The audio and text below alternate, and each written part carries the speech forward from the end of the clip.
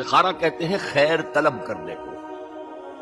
یہ باب استفعال سے جب کوئی آتا ہے، استنصار مدد حاصل کرنا، مدد لینا. استخارہ خیر طلب کرنا، خیر حاصل کرنا.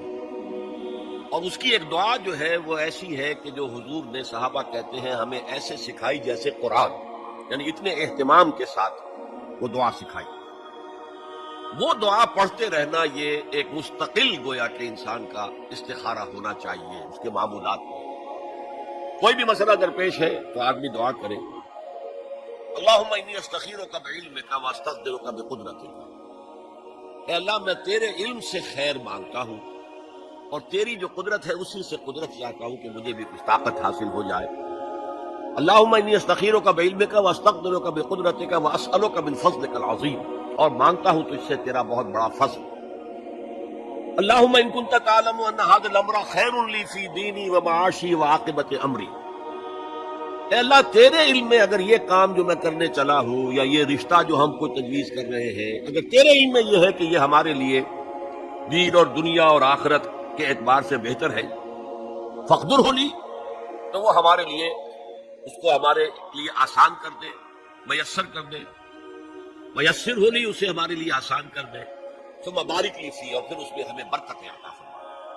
وَإِن كُنتَ تَعْلَمُ أَنَّ هَذَا الْأَمْرَ شَرٌّ لِّي فِي دِينِي وَمَعَاشِي وَعَاقِبَةِ أَمْرِي، اور اگر تیرے علم میں یہ ہے کہ یہ کام ہمارے لیے شر ہے، برائی ہے، دین میں بھی، دنیا میں بھی اور عاقبت کے اعتبار سے بھی، فَاصْرِفْهُ عَنَّا یا عَنِّی، تو پھر اس کام کو مجھ سے دور کر دے. وَاصْرِفْنِی عَنْهُ، اور مجھے اس سے دور کر دے، اسے مجھ سے دور کر دے.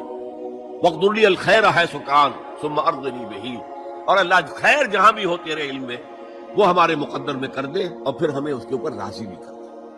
تو یہ استخارہ تو بہت ہی عمدہ بات ہے اور یہ تو ہمیں اکثر معاملے میں کرنا چاہیے. البتہ وہ استخارہ نکالنا، یہ فلاں سے استخارہ نکال رہے ہیں، فال نکال رہے ہیں، پھر استخارے میں یہ سمجھنا کہ پھر یہ دعا مانگ کر 2 نفل پڑھ کے سو جاؤ تو خواب میں ضرور کوئی اشارہ ملے گا، ان چیزوں کا کوئی ثبوت نہیں ہے میرے علم کی حد تک احادیث میں یا سنت میں.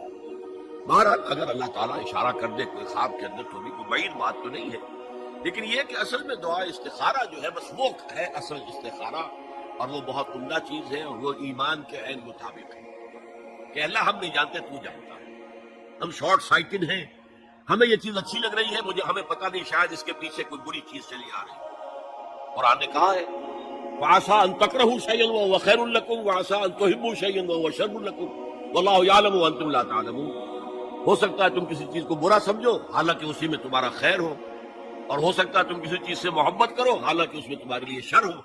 اللہ جانتا ہے، تم نہیں جانتے. تو اسی کو کہتے ہیں تفویض الامر الی اللہ، اپنا معاملہ اللہ کے حوالے کر دو. اللہ تو اگر اسے ہمارے لیے خیر سمجھتا ہے تو آسان کر دے، اگر شر سمجھتا ہے تو اسے دور کر دے.